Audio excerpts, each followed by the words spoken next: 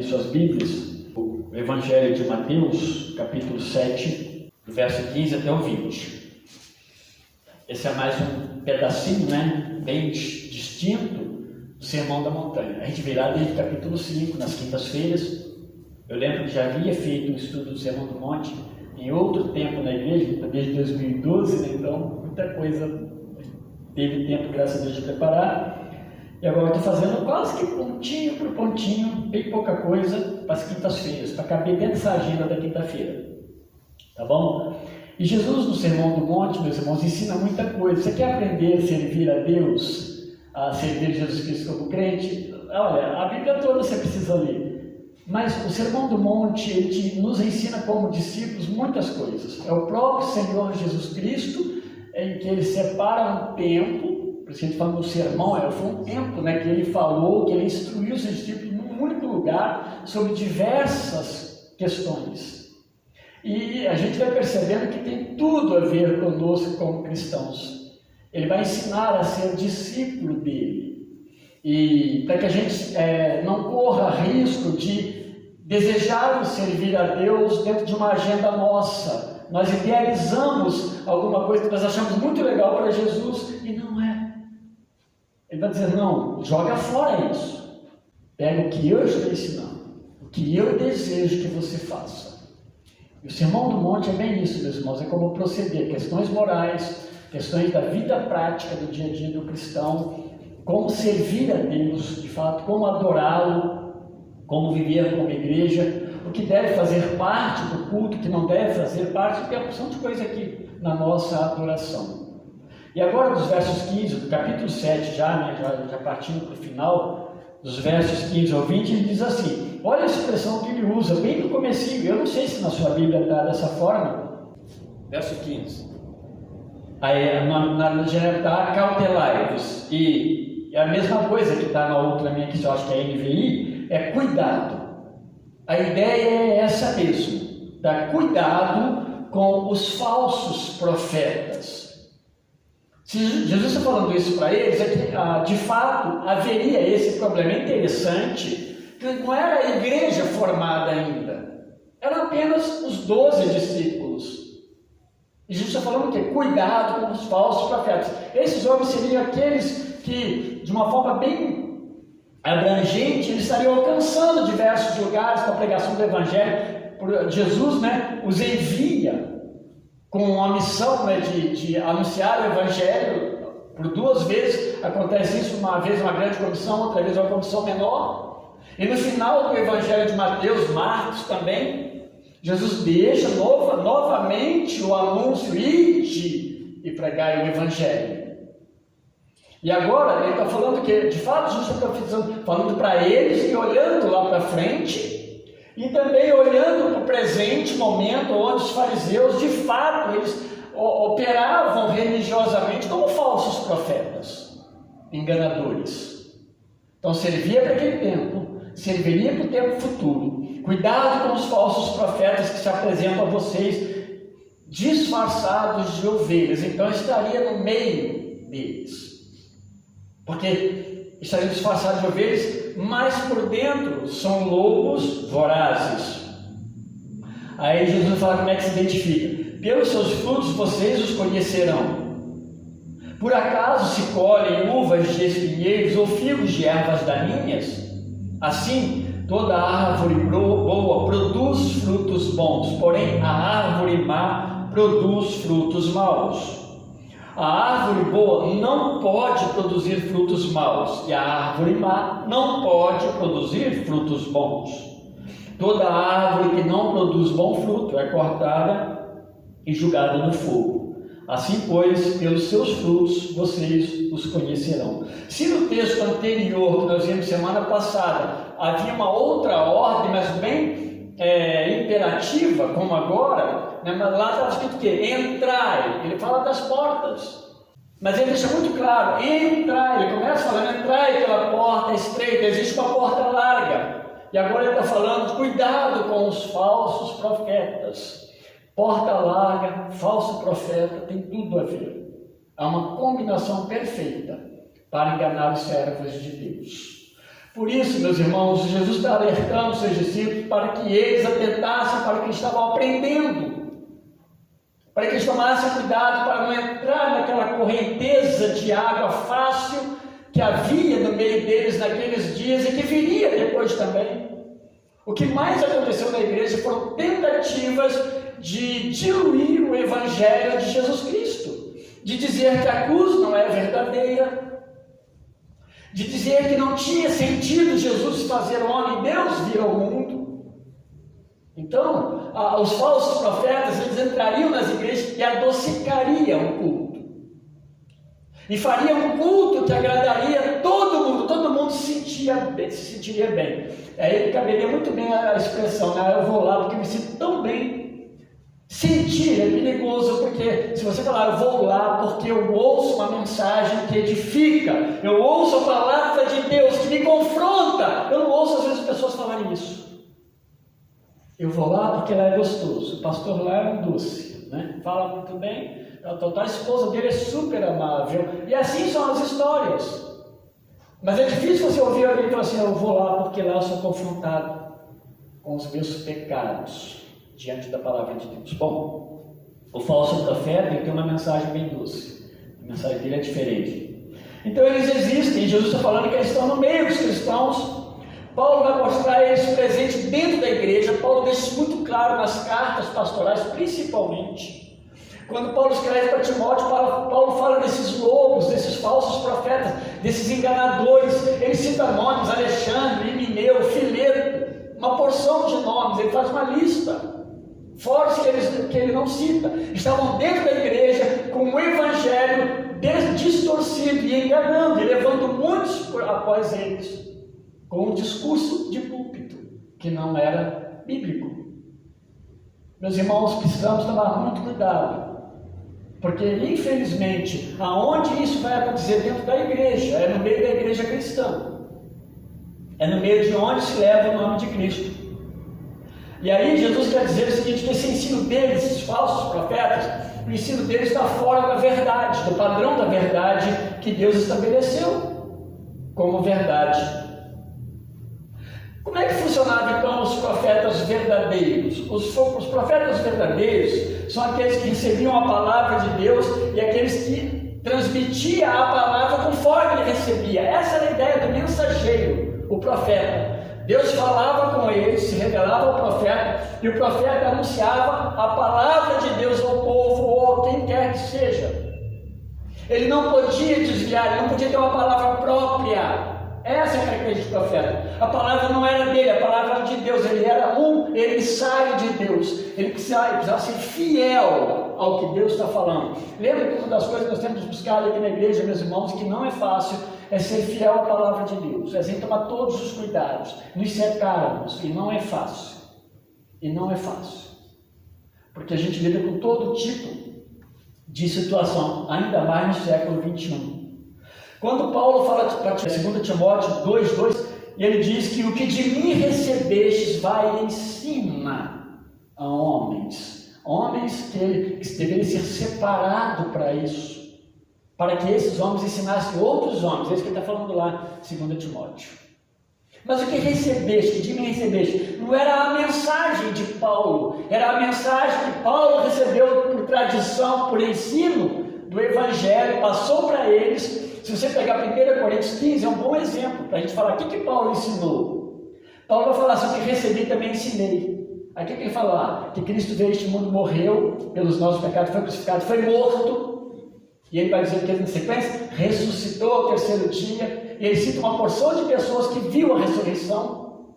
É isso que ele recebeu e ensinou para os coríntios. É isso que ele recebe e ensina para Timóteo. Recebestes, ensina, transmite. É isso que Jesus está falando, de transmitir a mensagem verdadeira. Como é que o falso profeta fazia? Os falsos, eles alegavam essa mesma inspiração, porque eles, os profetas de Deus, eram inspirados por Deus, pelo Espírito Santo de Deus, né? Eles levavam a palavra de Deus, mas eles mentiam, mas eles distorciam a palavra. Houve lá em Jeremias 28, eu não vou ler o texto, um profeta chamado Ananias, e ele dizia nada menos do que aquilo que o povo mais queria ouvir. Ele dizia o seguinte: o cativeiro babilônico durará apenas 2 anos. Né? O que Deus falava? O que Jeremias falava antes de acontecer? O que Isaías falou? O que os profetas antes anunciaram? O cativeiro vai acontecer, já está decretado, e serão 70 anos. Mas olha agora diferencie isso, meus irmãos. Se alguém chega e fala assim, há um possível cativeiro de 2 anos, e falando em nome de Deus, né? A pessoa falando em nome de Deus, né? Sim, é possível jogar o resto do dia fora e ficar com os 2 anos. É nesse aspecto que nós precisamos conhecer a palavra de Deus. Essa palavra do cativeiro de 70 anos, só para a gente entender, ela já vinha lá de trás, vinha sendo anunciado o cativeiro. Meu povo vai para o cativeiro, porque ele se tornou desobediente.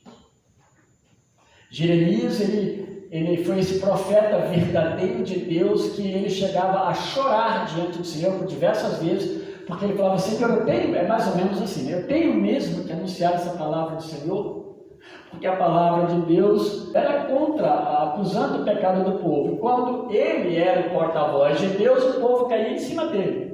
Ele não saiu dos calabouços, né? Ele saía dentro do poço, né?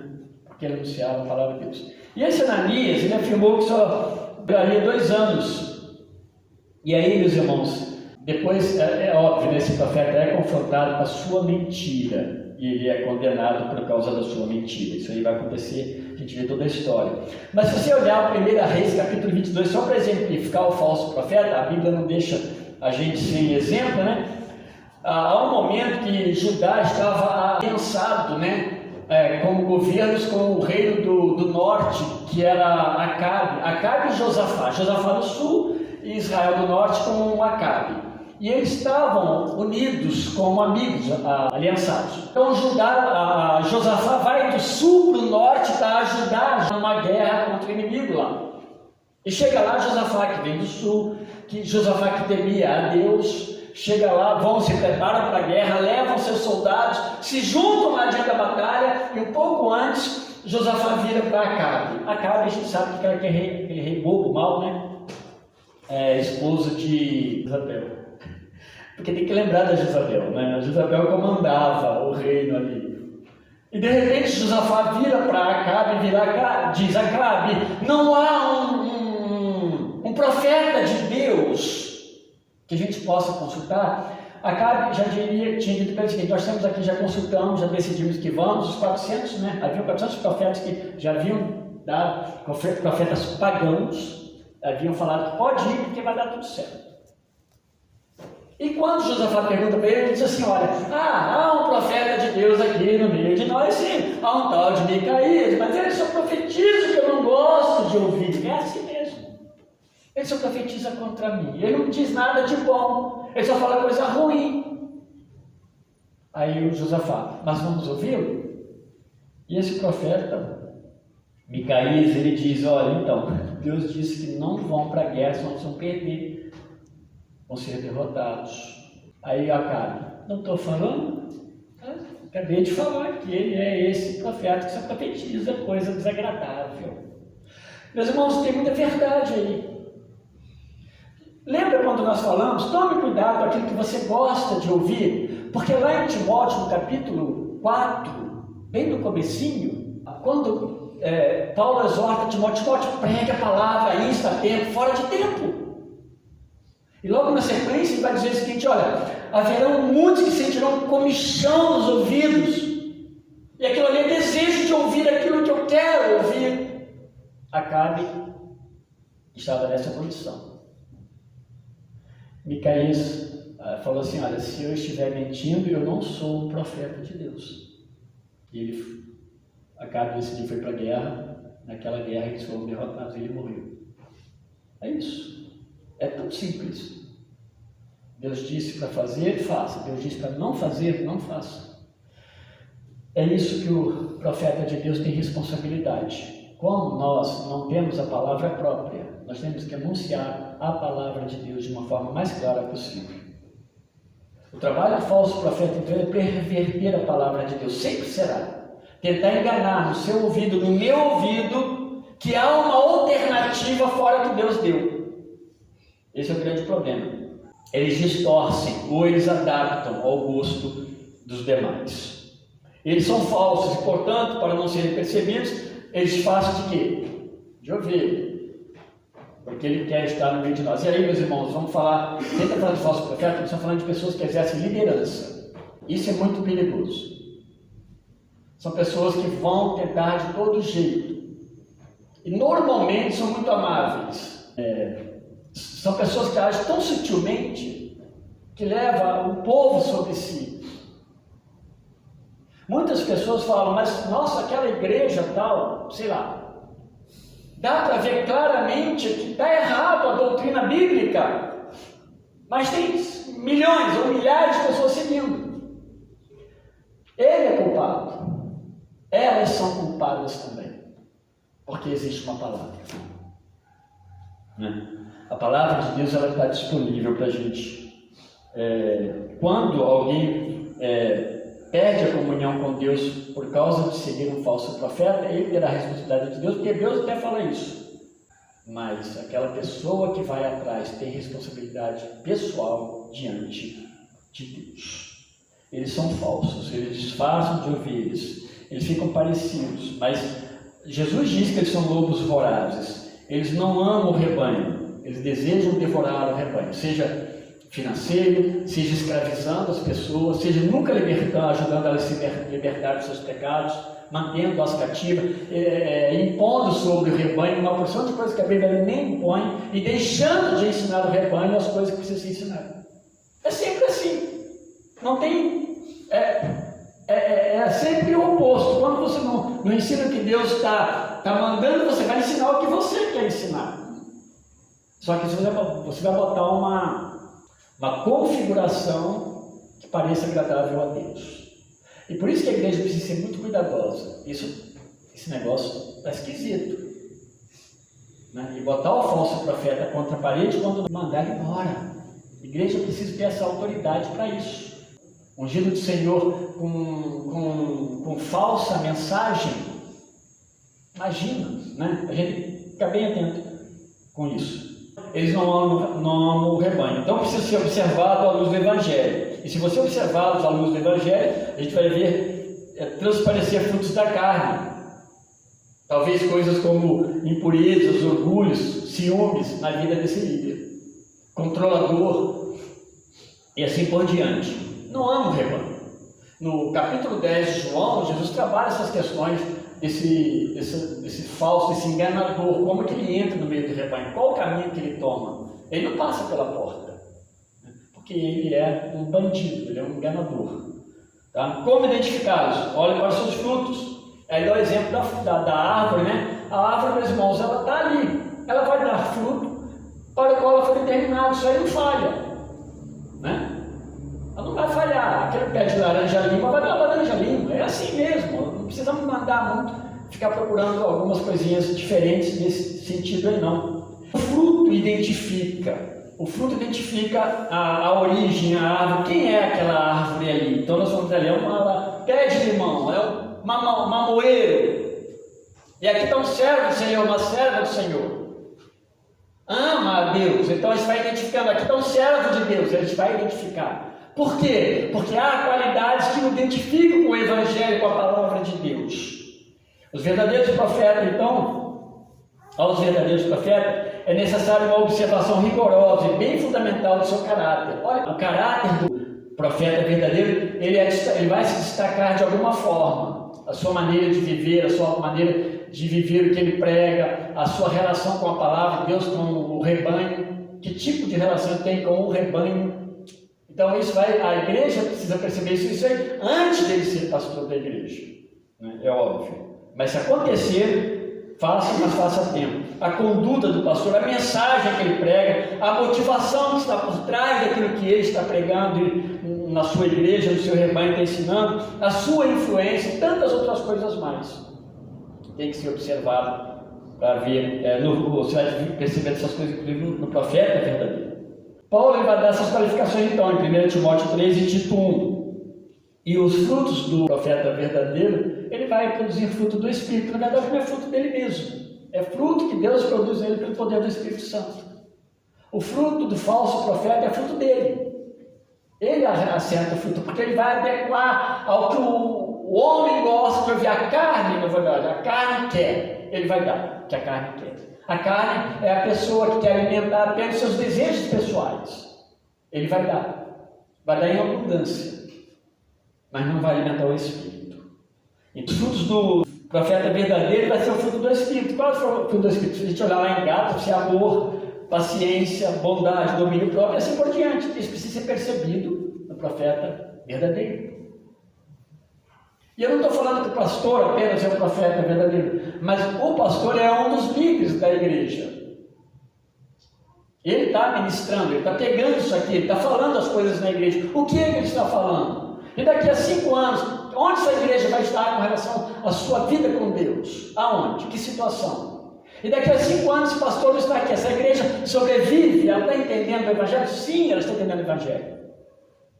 E tanto ela está entendendo, quando ela for escolher diante de Deus um outro pastor, ela vai escolher a luz do Evangelho da Palavra de Deus. Ela vai ser abençoada, ela vai ser bem cuidada. Por quê? Porque ela foi bem cuidada, ela aprendeu isso aí, então ela vai saber dar continuidade. Tá bom? Então, meus irmãos, a palavra que deve tomar aqui agora como exemplo que a gente está falando é cuidado. É cuidado. É isso que ele fala lá no começo. Ele só descreve o problema. Mas ele fala que é cuidado. Às vezes as pessoas perguntam, pastores perguntam muita coisa. No meio batista é muito comum, né? Pastores gostam de números, eles gostam de ficar falando, que tamanho é a sua igreja? Né? Quantos cômodos tem? Né? Como é que ela é por dentro? Quantos membros tem? Qual é a faixa etária? Quantos jovens se reúnem? Os adolescentes? Eu fico pensando assim, não tem nada relevante. São curiosidades. E quando me perguntam sobre nós aqui, eu falo assim, tem uma coisa que realmente não me preocupa, é isso. Porque eu posso ter ausência em cultos. Eu não fico contabilizando essas coisas, não. Mas eu imagino que pouquíssimos talvez saiam do culto porque eu não estou satisfeito, quero ir naquele culto de lá que lá está melhor. Muito difícil, por quê, meus irmãos? Estou falando isso, não é com nenhum orgulho. Aliás, com temor e tremor, com muita responsabilidade. Porque a gente está tentando, diante de Deus, ensinar o que de fato seja melhor para a igreja. Então, isso nos dá um pouco de segurança em quê? Quando a gente começa a firmar muito em nós mesmos, é um problema sério. Porque a gente vai perdendo o fio da meada, vai se cansando no meio do caminho, acaba os exemplos, esgota o meu lugar lá onde eu vou pegando uma ideia nova, pego uma ideia nova, vai esgotando, ninguém aguenta, pastor nenhum aguenta. Mas quando você está pregando a palavra, você descansa, só abrir a palavra, estudá-la e pregá-la. Tá? Isso alimenta a igreja, alimenta a mim mesmo. Eu já falei quantas vezes aqui, meus irmãos, que eu sou o primeiro desafiado. Eu passo vezes e vezes orando por aquilo que eu prego depois, porque o nosso Senhor, olha, que bom que isso aqui veio, que bom que eu falei isso para mim. Tá bom? Deus nos abençoe. Então tome cuidado com falsos profetas. Eles podem estar no meio de nós. Eles podem se manifestar no meio de nós. Então, quando você ouvir alguma coisa que tem a ver com falso profeta, alguém que está vendo uma teologia, mas será que não podia incluir isso aqui? Toma cuidado, só apenas ouça, faça sua observação bíblica, analise, compare com a palavra de Deus, tem nada a ver. Né? Se puder, já tiver uma resposta, já dê. Se não tiver, apenas tenha para você, tome todo cuidado. Né? E quando ele aparecer, vamos enxotá-lo, para a glória de Deus. Tá bom? Deus abençoe, meus irmãos, a todos. Vamos orar ao nosso Deus.